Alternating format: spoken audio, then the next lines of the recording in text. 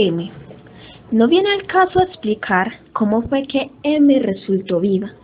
Solo cabe decir que habían muchos de sus viejos familiares vivos, pero ningún familiar tan cercano como Jorge Robledo, quien donó un crespón de pelo negro donde después de varios intentos, M volvió a la vida con algunos añitos de edad, como cuando se lo tomó la muestra en el siglo XV, gozando de su juventud.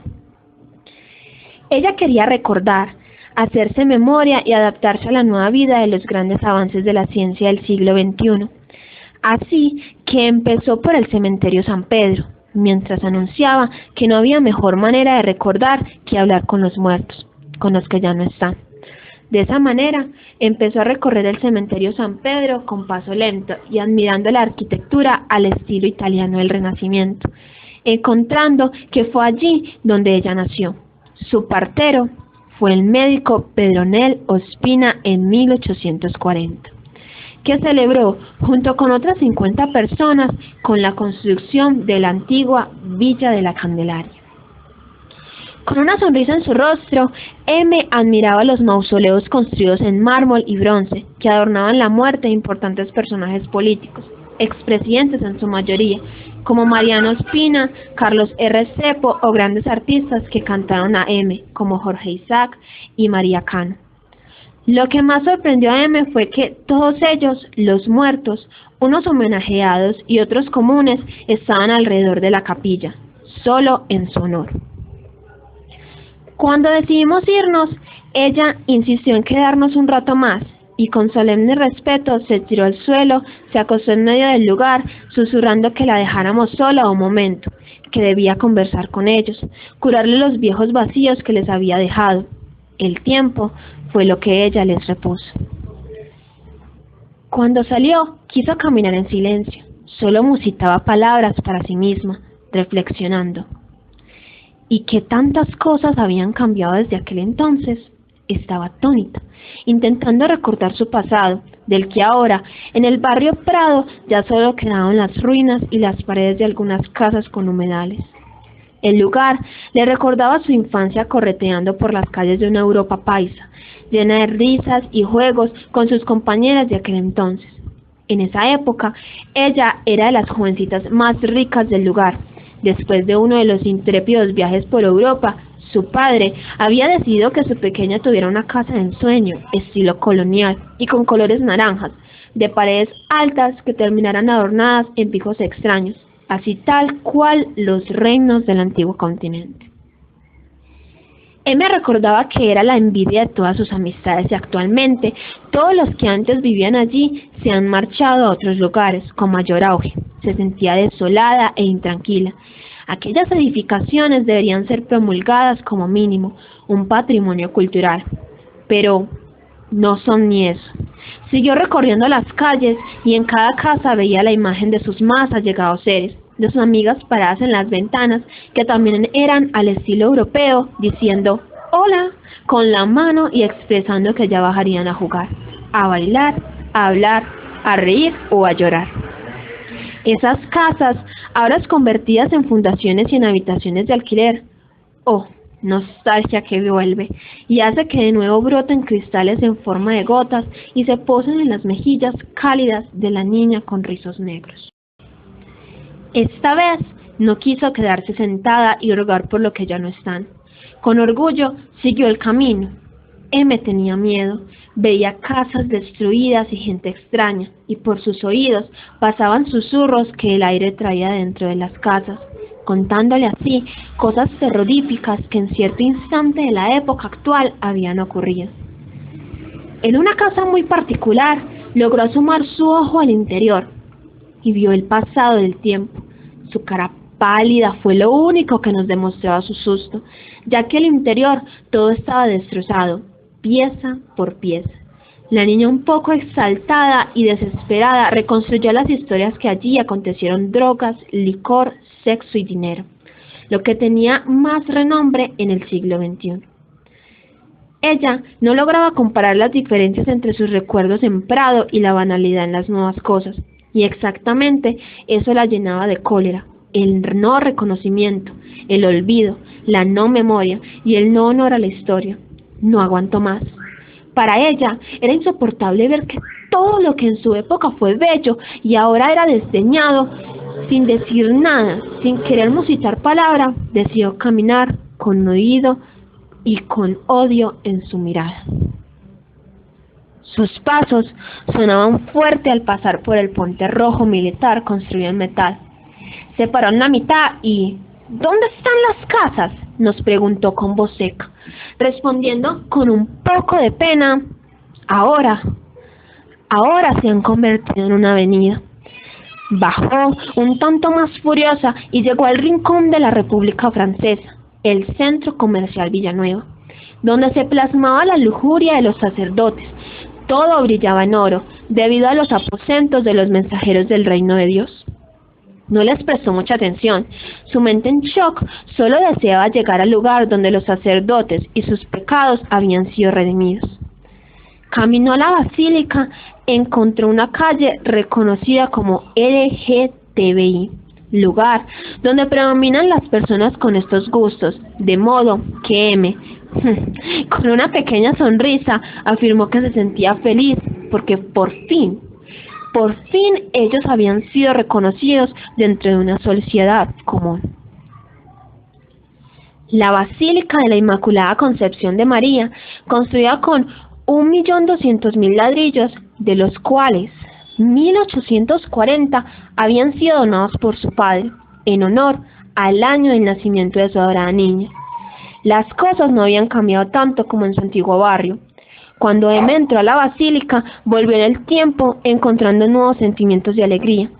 Al ver las gruesas puertas de metal aún conservadas, al saber que su donación no fue en vano, por lo que cuando entró no pudo evitar postrarse de rodillas y dejar caer algunas lágrimas, por ver el milagro de un lugar que la devolvía a su amada época. El grandísimo altar de mármol, las bancas y los grandes candelabros en el techo, todo estaba allí. Los vitrales de colores con representaciones de santos, aspecto tan representativo del estilo artístico republicano francés. A su vez, lo que no pudo dejar de mirar fue el gran órgano de tubos que se encontraba en el segundo piso. Compartió con nosotras que cada domingo sin falta iba a la iglesia solo para escuchar el maravilloso sonido que produce el inmenso instrumento. Al salir por una de las puertas principales, su rostro cambió un poco. Bienvenida al siglo XXI de nuevo, porque se sorprendió al ver la casa de don Pastor Restrepo aún de pie y las múltiples zonas de comercio.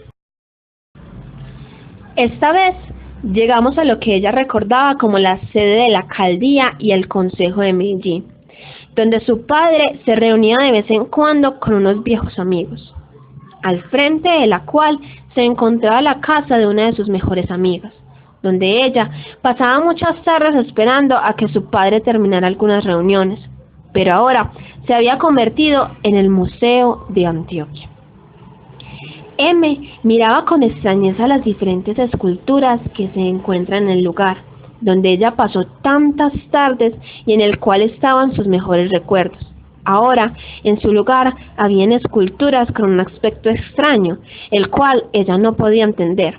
Así que le explicamos lo que pasó aquí, y como esta zona ahora era conocida como monumento nacional gracias a las obras de gran volumen, donadas por un famoso pintor y escultor llamado Fernando Botero.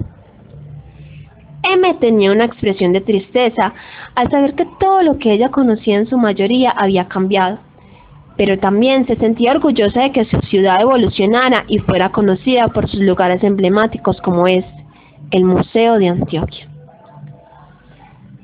Continuamos nuestro viaje esperando ver más de su antigua Antioquia, pero unos pasos más abajo llegamos a un tumulto de gente.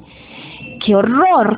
Caminaban deprisa sin tiempo alguno, que se agotaban por el sol, con cargas de bolsas, que no piden permiso para continuar el camino. Por ello, Emma se sentía desesperada y atosigada por tanta gente. No veía las cosas igual, todo había cambiado. Aquellas plazas donde la gente se reunía para hablar sobre asuntos gubernamentales en el Palacio de Justicia se convirtió en zona de bordeles, en la zona del pecado, del comercio. A lo lejos se escuchan voces gritando ofertas, se escucha música, ruidos de carros. No hay tranquilidad, un baile de sonidos. ¡Basta!, gritó.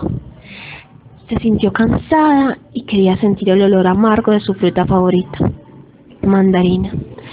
Se quería sentir en casa, así que recordó la plaza de Cisneros, donde su madre y sus amigas la acompañaban al mercado para la cena de los domingos.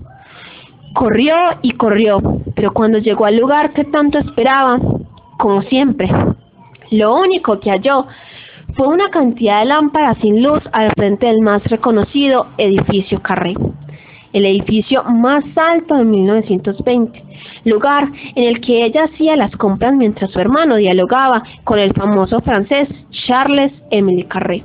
Dios sabe de qué, de mujeres tal vez, o de lo que hoy tanto se habla, de la educación. Hoy, convertido en la Secretaría de Educación de Medellín, al observar todo eso, M sintió aún más nostalgia, ya que este lugar también había cambiado demasiado. No tuvo más opción que bajar la cabeza y seguir acompañándonos en nuestro camino. El tramo que seguía era un tanto más largo. Le sorprendió pasar por un bar donde a lo lejos alcanzó a ver artistas conocidos como Steve Jobs, Albert Einstein y Carlos Gardel. Eso la animó mucho, ya que el olor a café la hacía recordar las mañanas junto a su padre y el periódico. Al subir por San Antonio, ella se mareó con el humo de las calles y las obras, lo que conllevó a la pregunta del por qué estaban perforando la tierra y qué era aquello que pasaba tan rápido sobre nosotros. Tras nuestra explicación, nos aventuramos por el callejón artesanal de San Antonio. Admirando las manualidades que allí venden, ella se sorprendió al ver en medio de la carretera unas extrañas pirámides de colores. Pero el afán de los cortos semáforos no le permitió observar demasiado. Ahora, recordando, se le iluminaron completamente los ojos al ver la plazoleta de San Ignacio. La recordaba muy bien, en especial la estatua en un homenaje al primer centenario de su amada universidad. Ver aquel paraninfo donde conversaba con sus amigas, cuando al fin las mujeres pudieron acceder a la universidad y votar. Sin mucho preámbulo, decidimos dejar la plaza rápido para que las bonitas memorias no fuesen estropeadas. Sin embargo, al pasar por la playa se angustió mucho, al pensar que la quebrada que por allí pasaba se había secado. Pero, nuevamente, se maravilló ante nuestra explicación, al saber que estaba caminando sobre ella.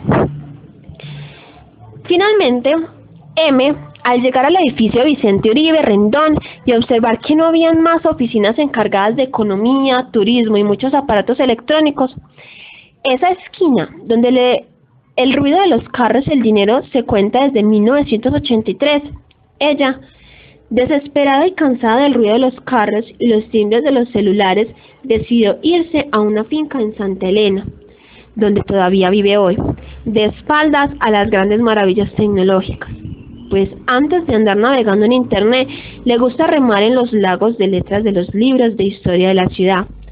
Además, prefiere disfrutar de la primavera eterna de Medellín, pero de vez en cuando decide ir por las calles de Prado o a la Basílica, ya que, como nos dijo, es la manera más fácil, económica y segura de viajar en el tiempo y la distancia.